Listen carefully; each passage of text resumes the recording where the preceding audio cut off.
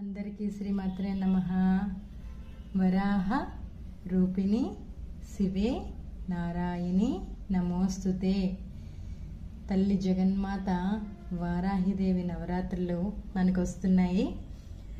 మనకి నవరాత్రులు వస్తున్నాయంటే చాలా పండగే కదా. నవరాత్రులు అంటేనే మనకి పండగ.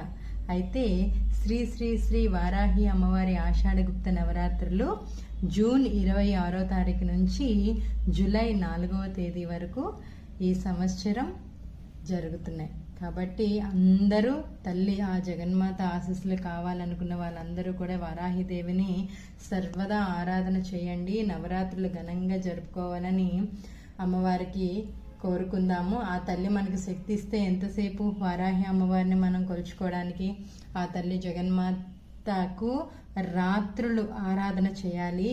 ఎరుపు రంగు పువ్వులని పెట్టి